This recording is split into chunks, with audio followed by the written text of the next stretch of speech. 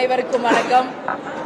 இன்னைக்கு தலைமை கழகத்தில் மாவட்ட கழக செயலாளர்களுடைய ஆலோசனை கூட்டம் நடைபெற்றது. இந்த ஆலோசனை கூட்டத்திற்கு வந்து பங்கேற்ற அனைத்து மாவட்ட கழக செயலாளர்களுக்கும் கேப்டன் சார்பாகவும் தலைமை கழகத்தின் சார்பாகவும் எங்கள் வாழ்த்துக்களை பாராட்டுகளை நாங்கள் தெரிவிச்சிருக்கோம்.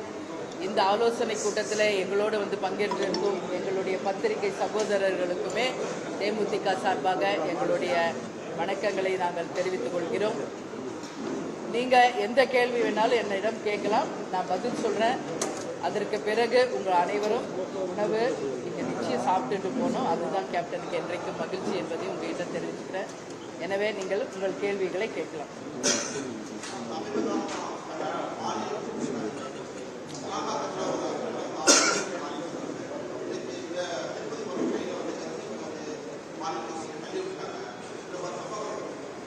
இல்லை, இது வந்து மிகவும் தலை குனிவான ஒரு விஷயமா நான் பார்க்குறேங்க.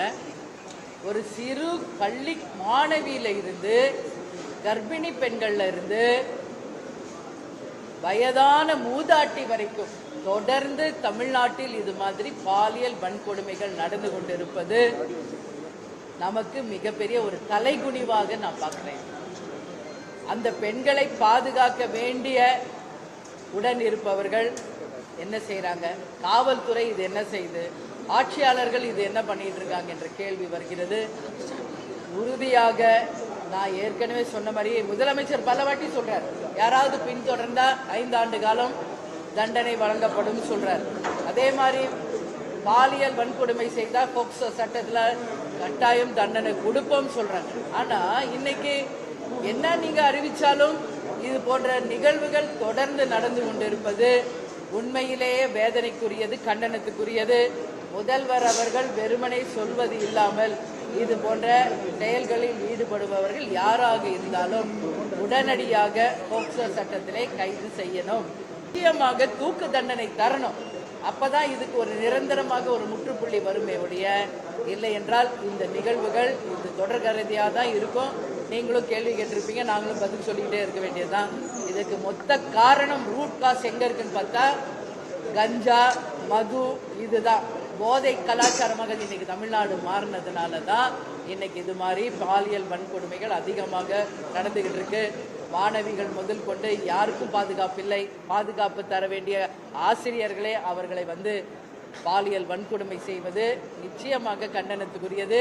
வேலியே பயிரை மேய்கின்ற கதையை நாம பார்த்துக்கிட்டு இருக்கோம். அது நிச்சயமாக இது தடுக்கப்படணும் என்பது எங்களுடைய கருத்து.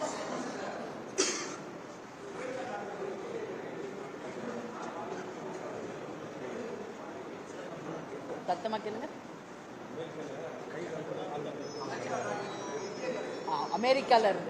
அமெரிக்கால இருந்து வந்து உரிமை பெறாமல் தங்குறவங்களை வந்து அவங்கவுங்க நாட்டுக்கு அனுப்பியிருக்காங்க. அதில் கைகளையும் கால்களையும் சங்கிலியால் கட்டப்பட்டு பிணை கைதிகள் மாதிரி அனுப்பியிருக்காங்க. அதில் இந்தியர்களும் இருக்காங்க என்பது உண்மையிலேயே மனசுக்கு வேதனையான ஒரு விஷயமா நான் பார்க்குறேன். இன்னைக்கு அமெரிக்கா ஒரு வல்லரசு நாடாக இருக்குன்னா அதுக்கு மிகப்பெரிய பங்கு இந்தியர்களால் அப்படிங்கிறத நான் கேப்டன் கூட அவருக்கு ட்ரீட்மெண்ட்டுக்காக போய் 1 வருஷம் அமெரிக்காவில் இருந்தப்ப நான் கண்கூடா பார்த்தேன். இன்னைக்கு ஹை போஸ்ட்ல இருக்கிறவங்க எல்லாமே நம்ம இந்தியர்கள். அப்படி இருக்கும் பொழுது அவர்கள் ஓகே, இன்னைக்கு பாஸ்போர்ட் எக்ஸ்பைரி ஆயிடுச்சு, உங்க நாட்டில் இருக்காங்கன்னா அவங்கள பிடிச்சு கௌரவம் அனுப்பி வைங்க. அது என்ன கையிலையும் காலையும் வந்து சங்கிலியை கட்டி அனுப்புறது? அதனால இது வன்மையாக கண்டிக்கக்கூடிய ஒரு விஷயம். உறுதியாக தேமுதிக சார்பாக நம்மளுடைய பாரத பிரதமர் அவர்களுக்கும் வெளியுறவுத்துறை அமைச்சர் ஜெய்சங்கர் அவர்களுக்கும் நிச்சயமாக நாங்கள் கடிதமை தேமுதிக சார்பாக எங்கள் கண்டனத்தை நாங்கள் தெரிவிப்போம் என்பதை தெரிவிக்கிறோம். அதுக்கான அறிக்கை கொடுத்தாச்சு. நாங்கள் ஞானசேகரன் அவர்கள் அண்ணா யூனிவர்சிட்டியில் ஒரு மாணவி பாலியல் பலாத்காரத்தில் இன்னைக்கு வந்து போக்சோ சட்டத்தில் அவர் வந்து குண்டர் சட்டத்தில் கைது செய்யப்பட்டிருக்கார். ஆனாலும் இன்னைக்கு வரைக்கும் அவருக்கு துணையாக இருந்த சார் அப்படின்றவர் யார் என்பது யாருக்குமே இன்னும் தெரியல. அதனால அந்த சார் யார் அப்படின்றத மக்களுக்கு தெளிவுபடுத்த வேண்டியது இந்த அரசினுடைய வேலை.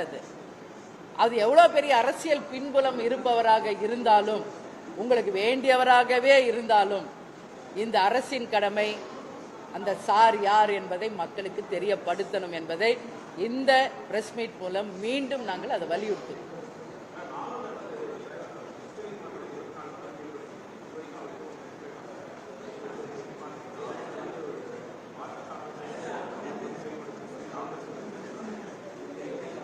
தொடர்ந்து ஆளுநருக்கும் ஆட்சியாளர்களுக்கும் தொடர்ந்து பிரச்சனை பல வருஷமா இது நடந்துகிட்டு இருக்கு.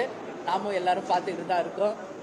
அன்னைக்கு அவர் கோச்சிக்கிட்டு வெளியே போறது, மறுபடியும் இவங்க போய் அவங்க டீ பார்ட்டியில கலந்துக்கிறது, மறுபடியும் அடுத்த வாட்டி கூப்பிடுறது, இது தொடர்கதையா போயிட்டு இருக்குங்க. ஒரு ஆளுநரும் ஆட்சியாளரும் கணவன் மனைவி போல நல்ல அண்டர்ஸ்டாண்டிங்கோட இருந்தாதான் இந்த நாட்டுக்கு நல்லது, மக்களுக்கு நல்லது. அதை விட்டுட்டு தங்களுடைய பர்சனல் ஈகோவோ தங்களுடைய பர்சனல் மோட்டிவேஷனோட செயல்பட்டால் அது நிச்சயமாக நாட்டுக்கு மக்களுக்கு தான் அது பாதிப்பை தரும்.